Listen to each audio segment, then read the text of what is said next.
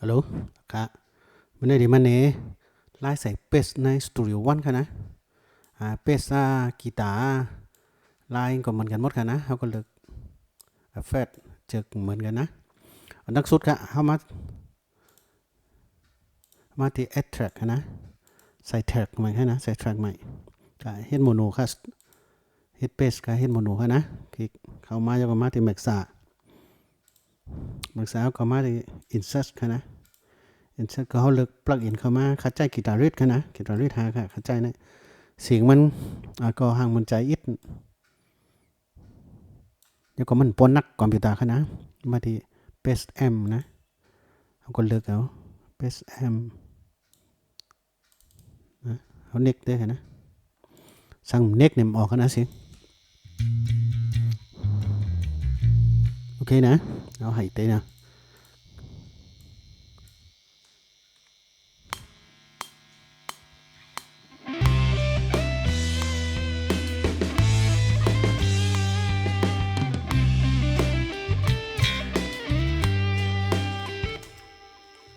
เอานะ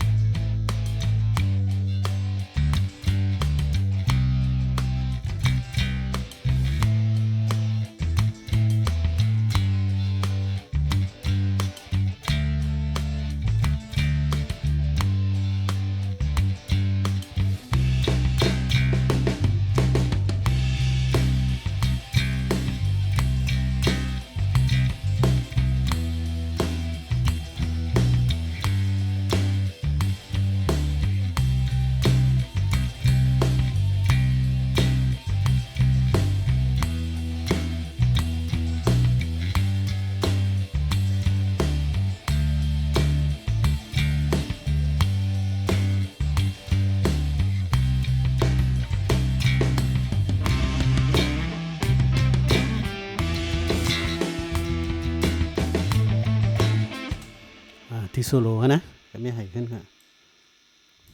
นะไว้สติตัวนี้ค่ะว่าไว้ในไหนดิปั่นเขาหนึ่งป้าค่ะนะถอยหลังปั่นป้า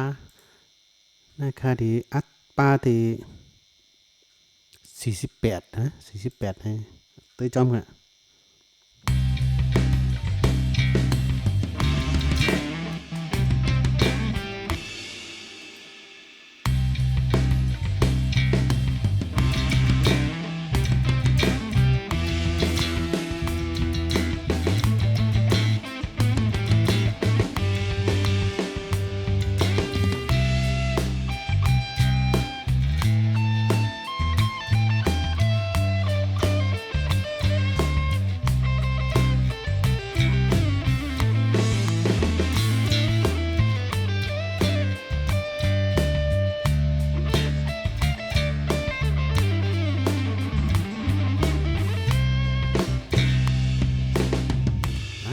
สติพอหอมป้าตัวนั้นเนี่ยมันดิปั่นป้าค่ะนะที่ให้หยับทำได้ค่ะที่โซโล่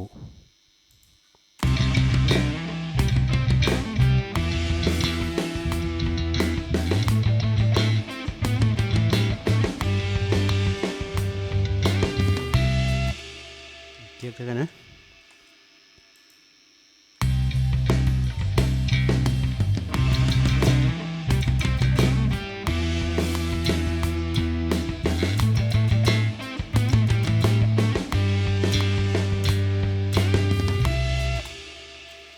ขึ้นค่ะกวางร้อยยิด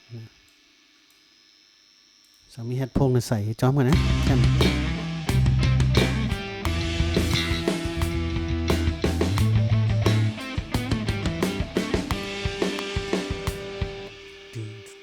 ติง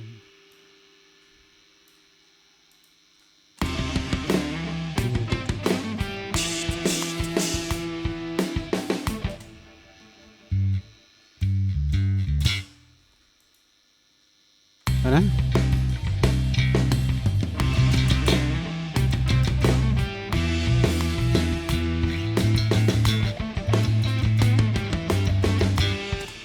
ผิดค่ะ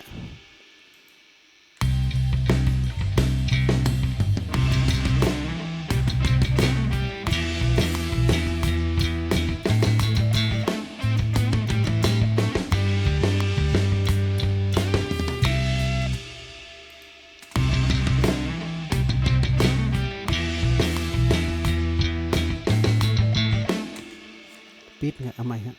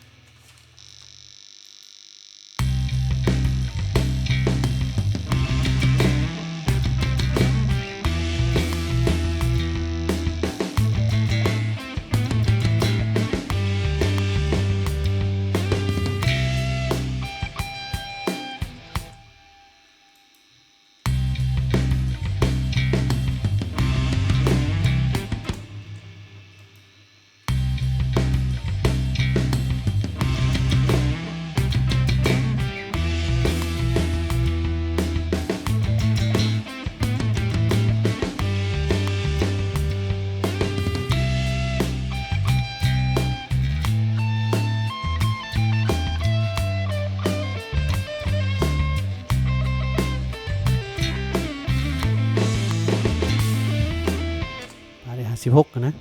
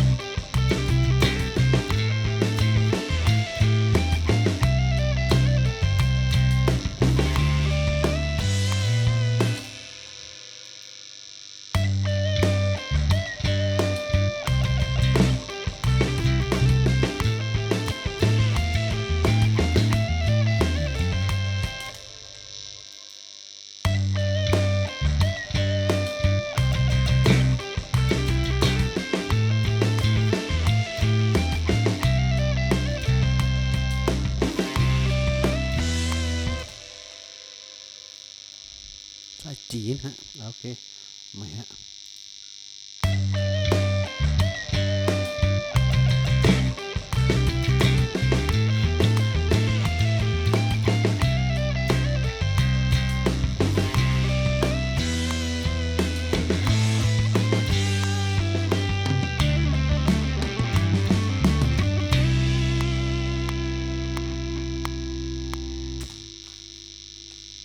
ครับ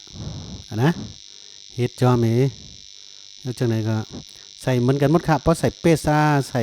กีตาร์ใส่ยังก็เขาเพิ่มแทร็กเพิ่มมันนะใส่แว่นตั้งแก้มมันค่ะนะเขาไม่ใส่ขึ้นจังไหนก็เหมือนกันค่ะนะกะปอตตอนนี้ก็โอเคค่ะนะเหมือนกันหมดค่ะ